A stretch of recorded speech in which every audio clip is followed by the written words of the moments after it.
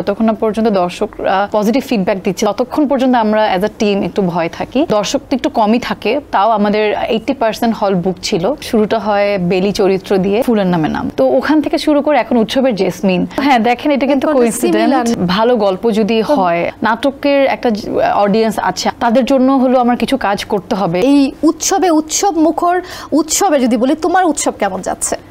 সবকিছু মিলিয়ে মানে উৎসবের মতোই যাচ্ছে। সিনেমা হলে উৎসব চলছে, একটা ঈদের উৎসব চলছে চারপাশে, তার মধ্যে উৎসবের সাকসেস চলছে। তো মানে সবকিছু মিলিয়ে একটা ফিলিংস হচ্ছে আসলে ইটস গোয়িং উৎসব। যদি বলি আমি লাকি, এই ক্ষেত্রে উৎসব রিলিজের আগে আমি তোমার ইন্টারভিউ করেছিলাম এবং উৎসব রিলিজের পরে তোমার ইন্টারভিউ করছি। ওই সময় তুমি বলছিলে আসলে দেখা যাক দর্শকরা কিভাবে নেয়, কেমন রেসপন্স পায়। চারপাশে কিন্তু খুব ভালো রকমের পজিটিভ আমরা ভাইব পাচ্ছি, এটা কিভাবে দেখছো? এটা তো অসম্ভব ভালো লাগার, কারণ একটা ছবি আমরা পুরো টিম, আর্টিস্ট সবাই আসলে কাজটা করি দর্শকদের জন্য। আর রিলিজ না পাওয়া পর্যন্ত একটা ভয় কাজ করে।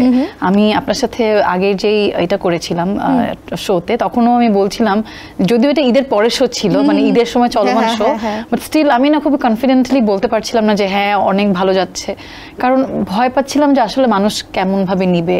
কারণ যতক্ষণ না পর্যন্ত দর্শক দেখছে, যতক্ষণ না পর্যন্ত দর্শকরা পজিটিভ ফিডব্যাক দিচ্ছে, ততক্ষণ পর্যন্ত আমরা অ্যাজ আ টিম একটু ভয় থাকি।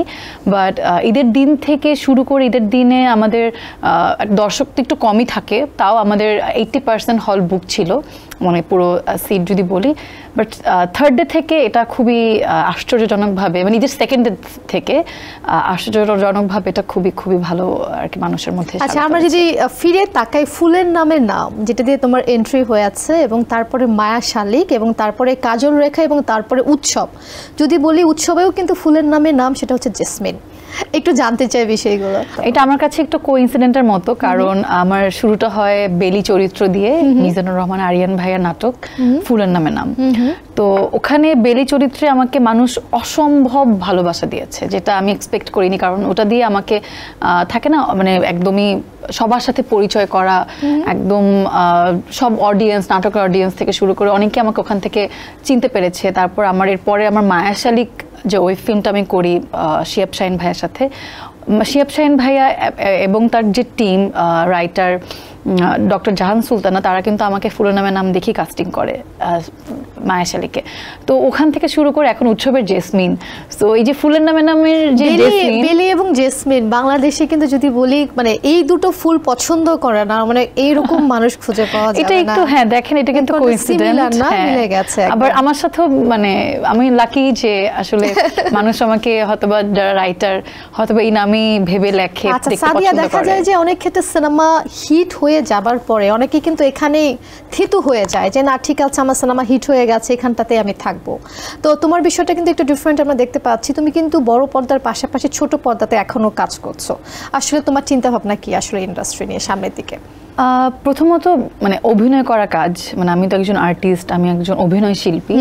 তো কোন মাধ্যমে কাজ করছি, সেটা বড় পর্দা, ছোট পর্দা বা ওটিটি, সেটা আসলে মুখ্য বিষয় অবশ্যই। কিন্তু আমি যদি বলি যে আমাদের ভালো গল্প যদি হয়, যেমন নাটকে যদি আমি রেগুলার কাজ না করে একটু যদি কমিয়ে একটু ভালো গল্পে কাজ করতে চাই, তাহলে আমি অবশ্যই নাটকে রেগুলার কাজ করব। রেগুলার বলতে একটু ভালো গল্প লাগবে। আর তাছাড়া আমি যদি এখন ডিরেক্ট মানে থিতু হয়ে যাই যদি বলি যে আমি সিনেমাতে, তাহলে আমাদের দেশে তো এমন না যে অনেক রেগুলার অনেক ভালো গল্পে কাজ হয় বা রেগুলার আমি ভালো গল্প পাওয়াটাও। হ্যাঁ, তো ওই জায়গা থেকে আসলে মানে নাটকের একটা অডিয়েন্স আছে আমাকে যারা ভালোবাসে, যারা আমার রেগুলার কাজ দেখতে চায়, তাদের জন্য হলো আমার কিছু কাজ করতে হবে একটু বেছে। আর সিনেমাটা যখন আসবে তখন আবার সিনেমা করব, সেটা নাটক একটু কমিয়ে আর কি। সেনসেশন ক্লাসিক স্ট্রবেরি ও কফি ভ্যারিয়েন্টে